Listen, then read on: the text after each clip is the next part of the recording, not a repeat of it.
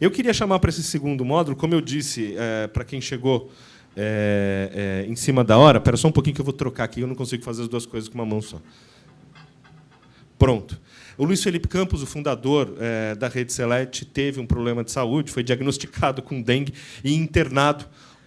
Hoje de manhã, me ligaram às 5 horas da manhã para falar, e a gente espera que esteja tudo bem. O Scherto vai ficar com a gente aqui para falar sobre o mercado de alimentação, e eu chamo o Rubens Augusto Júnior, que é o fundador da Patrone Pizza.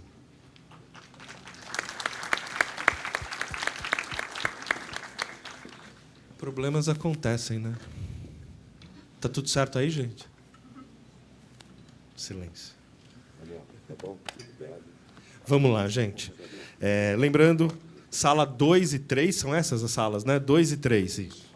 3 e 4. 3 e 4 também tem participação, e pode fazer participação com perguntas. Tem algumas perguntas até interessantes que não deu tempo de fazer para o nosso módulo anterior, que eu vou replicá-las agora. Bom, vamos começar, Rubens. Eu queria colocar você nessa discussão a partir da seguinte constatação. Você apostou, não sei se esse ano exatamente, mas de um tempo para cá, em unidades menores, que custam menos e que, portanto, são mais acessíveis para esse potencial investidor. Diante disso, eu queria saber se essa movimentação tem a ver com esse período de retração que a gente está vivendo, se faz parte de uma estratégia diferente, se tem a ver com as duas coisas. Fala um pouquinho. E você não é bom a gente dizer também, não é a única marca, a única rede que fez isso. A gente percebeu no mercado diversas outras que atuando da mesma forma, com unidades mais compactas para atender um outro tipo de demanda. Por que isso, afinal de contas? Bom, em primeiro lugar, bom dia a todos. Eu queria agradecer, Daniel, o convite. Para mim é uma honra estar aqui com vocês e um prazer muito grande de conversar com esse público interessado aqui nos negócios e no empreendedorismo. Não foi por causa da crise esse lançamento. Na verdade, nós estamos há mais de 2 anos trabalhando nesse projeto, é o projeto Patrone Expresso, com várias visitas que nós fizemos, estudos ao longo desses últimos 2 anos, tanto na Itália como nos Estados Unidos. E esse projeto ele já estava praticamente finalizado no começo do ano passado. A partir de junho do ano passado, começou aí esse movimento de estagnação econômica, essa crise mais virtual, na verdade, do que de fato. E nós resolvemos aí implantar esse projeto, e a primeira unidade foi lançada em novembro do ano passado. O Patrone Expresso, na verdade, é uma operação para ser implantada em alto tráfego, não é? São lojas compactas, o mix é diferenciado. Nós temos ali pizza fatia, hot dog, sanduíches, café, salgadinhos, sorvete, enfim. É um outro mix diferente da Patrone Classic e Patrone Premium, que são as outras 2 operações. E essa Patrone Expresso vem justamente para ser colocada em locais de alto tráfego, estação rodoviária, metrô, aeroportos, centro de cidades, calçadões, lojas de conveniência, enfim. Não foi uma operação criada apenas para enfrentar este problema, mas veio a coincidir com essa questão que começou a se implantar no Brasil, mais especialmente a partir do segundo semestre, em função de eleição, Copa do Mundo, etc. Então, ela vem justamente adequada a essa estagnação, ou essa pequena recessão que nós acabamos enfrentando, com um ticket médio aí em torno de R$ 8,00, ou seja, ajustada à retração de demanda que houve e que espero que acabe rápido, como realmente tenho certeza que vai acabar, e também a nível de investimento. Não é? Uma operação Patrone Classic, Patrone Premium, o valor de investimento é em torno de R$ 400, R$ 450 mil. A operação Patrone Expresso é de R$ 150 a R$ 200 mil. Então, ela vem alinhada também à queda, à desaceleração de investimentos que, infelizmente, aconteceram no mercado em função de todo clima que foi implantado e instalado no Brasil. Então, eu acho que já vinha sido preparado há muito tempo e coincidiu com o momento de ser instalado agora com o momento. Legal. Eu vou fazer na sequência uma pergunta para o Rubens de empresa familiar, e eu queria começar o tema com o Scherto, que é especialista na área, e acho que dá para falar. A gente até falou um pouquinho disso no módulo anterior, que é a questão da buscar a profissionalização da empresa, buscar mesmo a empresa que não mesmo, porque a maioria talvez seja familiar. Essas questões de governança que o Carlos falou, da importância de você não só ter um negócio eficiente do ponto de vista de execução, mas da porta para dentro, né? Você tem visto uma melhora nessa questão de empresa familiar, ou seja, uma preocupação maior? A gente fala, sem fazer nenhuma propaganda, mas, por exemplo, na FGV, o curso de gestão estratégica deles, eu falo porque eu estou fazendo, você tem ali na sala, metade segunda ou terceira geração, ou seja, são os filhos que vão assumir a empresa e estão se preparando para isso, tendo condições para assumir de fato o negócio. Você tem visto nos últimos anos, você que tem essa experiência tão grande, isso tem acontecido mesmo ou ainda precisa melhorar muito? Isso tem acontecido, mas ainda precisa melhorar muito. Esse é um fato que você começa a perceber. Porque assim, eu não tenho nada contra a empresa familiar e acho que ninguém pode ter. Existem certas coisas nos integrantes de uma família que compõem e vêm fazer parte de uma empresa, são vínculos, são conexões que não existem com um executivo. Isso pode ser muito forte, isso pode ser muito positivo. A questão é, alguém não deveria ser executivo de uma empresa apenas porque é membro da família. Alguém deveria ser executivo de uma empresa porque tem capacidade para ser executivo, tem preparo, tem qualificação e é membro da família, né? Essa coisa, e a gente começa a ver, e você vê empresas com estrutura familiar extremamente fortes e cada vez mais fortes. Agora, se você quer atrair investidores, então é fundamental que haja transparência, que haja governança e que esteja muito claro do porquê aquela pessoa está ali. Ela tem que ter uma razão de estar tocando como diretor disso, diretor daquilo. O problema é quando você pega aquele filho que não quer fazer nada da vida, né? A não ser fumar maconha, surfar, etc. E aí você bota ele para ser o diretor financeiro. Espera aí, nenhum investidor vai entrar. Nenhum investidor vai entrar na sua empresa. Não tem a menor dúvida disso. Então, governança é algo que vem evoluindo, e se você olhar empresas franqueadoras mais estruturadas, vamos pegar uma que tem o controle absolutamente familiar, houve sucessão familiar, e ela só melhorou depois da sucessão, que é o Boticário. Pois é. O Arthur, que assumiu, o cunhado do Miguel, trabalha na empresa desde que tinha 16 ou 17 anos de idade, conhece aquela empresa, tem um perfil muito diferente do fundador e o perfil adequado para o momento que a empresa vivia. O Miguel é empreendedor, é um visionário, ele não é gestor, como a maior parte dos empreendedores visionários não são gestores. O Arthur é um gestor, ele é um CEO, e dos bons, e se preparou muito para isso, não só conhecendo a empresa e passando por todas as funções lá dentro, mas se preparando mesmo, estudando, analisando, se cercando de gente boa. O cara explodiu a empresa, não explodiu no bom sentido, né? Pô, não detonou. Fez a empresa bombar depois que assumiu. Ele pegou algo que era uma base muito boa, construída pelo Miguel.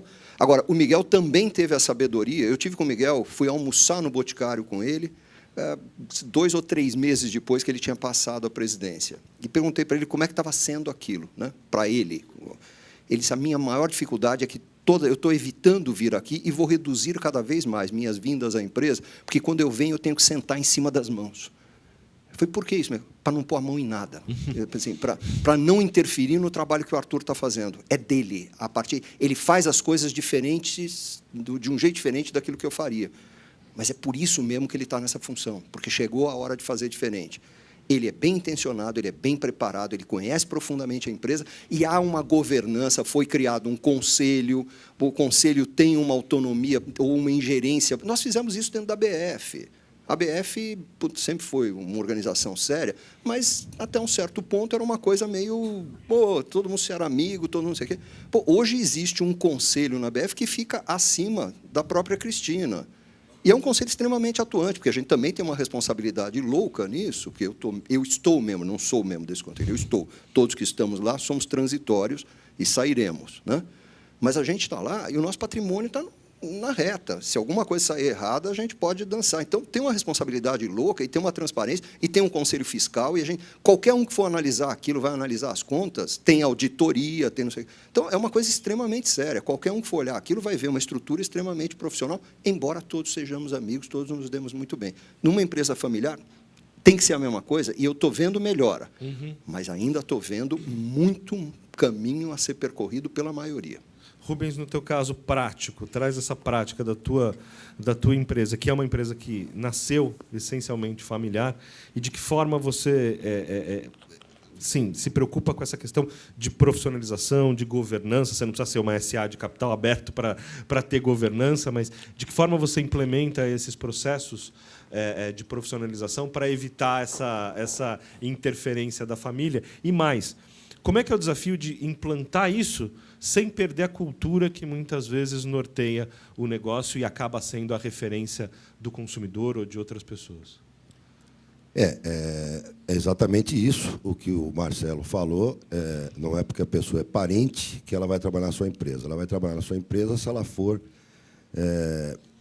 maravilhosamente bem naquilo que ela vai fazer e, de preferência, melhor do que os outros colaboradores que você tem na empresa. É isso que eu ia falar, né? O desafio é até maior, né? Ela tem que ser muito exatamente, boa. Porque ela tem que dar o exemplo. Então, acaba complicando um pouco. A Patrone nasceu uma empresa familiar. Na verdade, em 1984, há 31 anos atrás, como foi dito aqui pelo Wizard, eu sou daquela época, né? Nós tivemos no Brasil uma das piores crises mundiais, que foi a crise do petróleo, em 1984. Uma recessão enorme, uma estagnação enorme, desemprego em massa. E nessa situação toda, meu pai, com 50 anos de idade, ele perdeu o emprego de uma indústria de móveis que ele trabalhava, não conseguia colocação em local nenhum, nem jovens conseguiam emprego naquela época. Veio a ter um infarto por depressão. Os médicos nos chamaram, disseram, olha, ele precisa ter uma atividade, porque, senão, a depressão que ele está, muito grande, vai levar ele fatalmente a um infarto, ele pode vir a falecer. Eu era um economista, trabalhava na diretoria financeira da CESP. E só tinha uma alternativa, eu tinha que montar um negócio para o meu pai. Não é? E foi assim que nasceu a Patrone. A primeira unidade, lá no bairro do Paraíso, em São Paulo, uma pizzaria para viagem, entregas a domicílio. Não é? A palavra delivery não existia aqui no Brasil. Então, foi assim que nasceu a primeira Patrone. O delivery era incipiente. Não é? Para você ter uma ideia, nos 3 bairros que nós atuávamos, que era Paraíso, Vila Mariana e Jardins, tinha apenas uma operação de entregas de pizza a domicílio. Nós fomos a segunda. E foi assim que nasceu a Patrone. Nasceu como uma empresa familiar e feita para trazer felicidade para uma pessoa da família, que era o meu pai. Ela vem, durante todos esses 30 anos, trabalhando de uma forma mesclada. Né? Então, eu tenho, sim, alguns parentes dentro da empresa, mas exatamente dessa forma que nós estamos falando agora. São pessoas altamente profissionais, altamente treinadas para esse tipo de negócio que é a Patrone Pizza. E existe um código de ética com todos os parentes que eu tenho dentro da empresa. Lá dentro, eu não tenho parente nenhum, absolutamente nenhum. Ninguém é meu parente, é um colaborador igual aos outros, até com uma responsabilidade maior que os outros colaboradores, por ter esse laço de parentesco. Então, lá fora nós somos parentes, aqui dentro da empresa, em hipótese alguma, um profissionalismo total, é assim que a coisa dá certo. Isso acabou dando certo ao longo dos anos, quando eu impus esse código de conduta e que todos respeitam, e é maravilhoso nesse sentido. Né? Agora, nós temos mesclado dentro da empresa. Eu tenho 8 diretorias, por exemplo, só 2 estão com parentes, uma é a diretoria executiva, com o meu cunhado, que é um profissional de mercado de muitos anos, não é? Um economista também renomado na área financeira, e a diretoria de marketing, que é do meu filho, que também se formou em economia, que começou a trabalhar na Patrone Pizza com 15 anos de idade, carregando lenha nas costas, não é? E foi crescendo cargo a cargo, passando por todos os estágios da empresa, né? Até se formar em economia e assumir a diretoria de marketing. Enfim, seria e é aquele que vai ser o meu sucessor. Eu estou preparando o meu sucessor há mais de 17 anos, né? Desde os 15 anos de idade, quando meu filho começou a trabalhar, carregando lenha, lavando o chão e lavando o prato na minha loja do Shopping Ibirapuera. Então, pois não. Não, o que você está falando, assim, você já pensa em parar? Já está estruturando ou ainda vai longe? A gente nunca sabe, veja bem, né? Não, veja bem. Saia justa, né? Eu acho que eu já fiz a minha parte. Entendi. Né? Eu acho que agora eu tenho que começar a promover a transição de uma forma mais efetiva. Existem muitos investidores, também, por outro lado, interessados na Patrone Pizza. Tem mais de 12 investidores querendo comprar a Patrone Pizza, como foi dito aqui anteriormente. Realmente, eles estão vindo com muito apetite ao mercado. E eu tenho também a opção de passar a administração para o Rafael, que é diretor de marketing, e é o meu filho.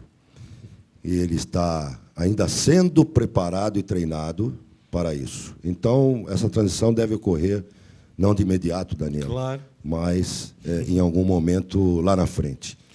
Agora, aquilo que você também, em complemento à sua pergunta, o que eu não abro mão, não é isso, né? Isso. A respeito da questão da empresa familiar. Da cultura, do que veio da abertura da loja. Porque as empresas elas se formam também, um dos alicerces. Falei certo? Alicerces. Isso mesmo. Palavra difícil, mas a gente difícil. Teima em usar. É coisa de eu quem gosto mais de bacana. Bacana é melhor. Eu gosto coisa mais. de quem escreve e não fala. Mas, enfim, é um dos pilares de qualquer empresa de sucesso. É uma cultura muito forte e que isso é passado para os funcionários. E quando as empresas, a gente vê alguns casos de empresas que ficam, de fato, e que bom que seja assim, muito preocupadas com a questão da gestão eficiente, da governança corporativa, dos números, dos resultados, ela acaba deixando um pouco de lado essa questão da cultura que acompanha desde a fundação. E eu queria saber, para você, como é que é lidar com esses dois rojões aí. Né? Exatamente. Então, a Patrone, como eu estava dizendo, ela é mais tocada por profissionais do mercado do que por parentes, mas existem algumas coisas que eu não abro mão. Uma delas é justamente esse relacionamento, esse carinho com os funcionários, com os nossos colaboradores. Eu faço questão absoluta, e sempre que eu posso, de passar, de conversar com um, de apertar a mão de cada um, de elogiar o trabalho de cada um, de procurar dizer a eles que eles são membros da família Dom Patrone. E assim deve ser. Desde quando eu lancei a Patrone, fundei em 1984, que eu distribuo participação nos lucros para todos os funcionários da Patrone Pizza, desde o office boy até o diretor executivo. E isso também vai ser mantido, porque eu acho que isso envolve uma questão que é de justiça, não é? E que faz a máquina rodar mais forte. Não é? As pessoas precisam ter interesse, trabalhar com interesse no lucro, para poder participar também desse lucro. Então, isso foi uma ferramenta maravilhosa que eu recomendo a todos que façam isso. Além disso, Daniel, jamais eu permiti, jamais eu vou permitir, enquanto eu estiver na presidência da Patrone, que a gente perca a nossa culinária caseira. Então, a Patrone, desde a sua origem, ela tem uma culinária caseira, artesanal. E isso eu nunca vou abrir mão. Não vou abrir mão disso. Então, nossas pizzas são preparadas na frente do cliente, aberta à mão, na hora, em forno a lenha. Os pratos da nossa tratoria são todos elaborados na nossa cozinha central. É própria a cozinha central da Patrone Pizza, que entrega em todas as lojas pelo Brasil. E mantendo essa questão caseira e culinária. Esse é um dos pontos fortes da Patrone. E isso também eu não vou abrir mão. Não é? Legal. Não falei bacana. Deixa eu te fazer uma pergunta, a gente está indo para a parte final, que é a seguinte. Quando uma pessoa procura vocês para abrir uma unidade, quais são as características? Claro, a gente tem a questão do investimento, que é muito importante, ela precisa ter condições de adquirir essa unidade. Mas quais são os atributos, quais são os aspectos, quais são as características que você procura? Primeiro, assim, se você conversa diretamente com essa pessoa, e segundo, quais são as características que você acha que ela tem que ter, ou que você pede que ela tenha para abrir uma unidade? Excelente, Daniel. Bom, a Patrone tem um processo seletivo de interessados à franquia, isso como a maioria das redes estruturadas possuem. Então, vai lá desde um questionário que ele preenche, de várias entrevistas que são feitas ao longo do processo. Nós temos, na verdade, um teste psicológico que é exclusivo da Patrone. Nós encomendamos junto ao Conselho Regional de Psicologia para saber exatamente que tipo de perfil se adequa ao que nós queremos para a Patrone. Então, existe esse teste psicológico que é próprio da Patrone. Mas o candidato que supera todas essas etapas, na verdade, ele faz a última entrevista comigo, e eu também não abro mão disso, porque eu faço o papel de advogado do diabo com o franqueado. Então, eu começo a colocar para ele todos os problemas que ele pode ter, todas as adversidades que ele pode vir a ter, não é? No negócio. Enfim, eu coloco o franqueado na parede. Né? E se ele, depois disso, ele quiser continuar, esse eu recebo com o coração aberto. É mais um membro da família da Patrone. Né? Primeiro você descobre se ele não é maluco. Exatamente. Estou brincando. Mas é importante, importante esse contato diário, né? Esse contato diário, porque, aliás, não, esse contato vai inicial, ser esse contato, né? diário. Então, esse contato você precisa da liga, né? Porque você sabe que, na verdade, a nossa equipe, a nossa diretoria de expansão, etc., eles procuram vender, né? Eles querem vender franquia, né? Agora, na hora H, no final, antes de assinar o contrato, é comigo a conversa. Aí a conversa é o contrário. Eu faço a antivenda da franquia. Né? Se o cara passar por essa etapa, então esse está preparado realmente para ser e vai ser um bom franqueado. Não é? Agora, com relação ainda à questão de o que é importante, Daniel, olha, várias coisas são importantes na qualificação de um candidato à franquia, mas eu cito uma que, para mim, é a mais importante: estar presente na loja, estar presente no negócio. Não é? Ou seja, é aquele velho ditado, é o olho do dono que engorda o boi, né? Ou o porco, ou o boi, ou seja lá o que for. E é a pura realidade. Ah, mas não pode ter, então, investidores na Patrone? Pode ter investidores. Só que eu quero que seja designado pelo investidor quem é o sujeito que vai estar na loja operando efetivamente, porque esse, sim, é o meu franqueado.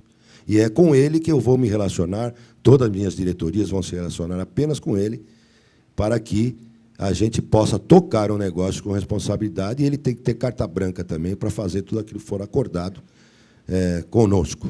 Não é? Legal. É isso. As pessoas estão mais preparadas, Xerto, hoje, para assumir uma franquia? Não é só a questão do dinheiro, mas é a questão de querer o negócio mesmo? Estão mais informadas, pelo menos. Né? Na verdade, estão mais informadas, muitas vezes querendo acreditar em Papai Noel. Sabe aquela coisa, quando você empresário que resolve, um empreendedor que resolve fazer besteira, não tem muito jeito, o cara vai fazer besteira. Então, tem muita gente querendo acreditar, por mais que as evidências estejam presentes. Agora, você tem um grau de profissionalização que não tinha antes, inclusive com o surgimento, de algum tempo para cá, de um fenômeno que nos Estados Unidos já é antigo, que é dos multifranqueados. O multifranqueado é aquele que tem várias unidades, ou da mesma marca, ou até de marcas diferentes. Nós temos aqui no Brasil, acho que o caso mais famoso, já foi capa de revistas, o Christopher Hannigan, que é franqueado do Boticário, O cara tem 122 ou 124 por aí. lojas do Boticário em Salvador e Recife. Ele nunca me disse os números dele, mas eu sei fazer conta, então eu vou dizer para vocês que esse cara, no mínimo, fatura aí seus 250 milhões de reais por ano. Ele tem diretor financeiro, ele tem diretor de RH, ele faz convenção de vendedores.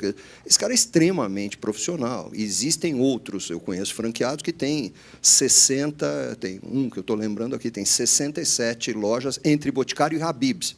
Você já diversificou. Eu tenho um grande amigo, ontem à noite ainda falei com ele, que tem aí 28 lojas de 6 marcas diferentes, todas no ramo de moda ou acessórios, porque ele gosta deste ramo. Tem um outro para quem nós já prestamos serviço, tem 43 lojas de moda e calçados. Então, você começa a ter esse fenômeno. Nos Estados Unidos, o atual presidente, o chairman da IFA, International Franchise Association, Associação Internacional de Franchising, é um multifranqueado, ele não é franqueador, ele é franqueado. Ele tem, eu não lembro, são perto de 700 lojas, pouco mais de 700 lojas, entre Taco Bell e Applebee's. A empresa dele fatura 1,3 bilhão de dólares. Quero lembrar vocês que 0,3 significa 300 milhões de dólares. 0,3 já estava ótimo, né?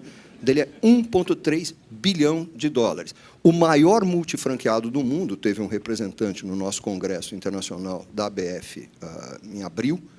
O maior franqueado do mundo é uma empresa da Arábia Saudita, o grupo Al Roker. Esse cara tem mais de 2.000 lojas de umas, puta, quantas? 180, 160 marcas diferentes. Tudo em vários países. A maior Zara do mundo é dele, fica no Cazaquistão.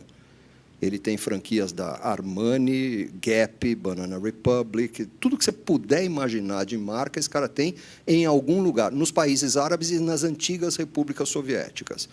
E que a Zara não quer entrar lá, não quer ter que negociar com, né, determinadas figuras que você tem que negociar para estar presente no Cazaquistão. Ele tem apetite para isso e faz. Então, você tem esse fenômeno dos franqueados profissionais que cada vez começa a crescer mais. Ainda é um fenômeno incipiente aqui no Brasil, mas eu vejo um grau de profissionalização e vejo, por exemplo, um boticário não quer mais buscar o franqueado que só tenha uma lojinha, ou que só tenha apetite para uma lojinha.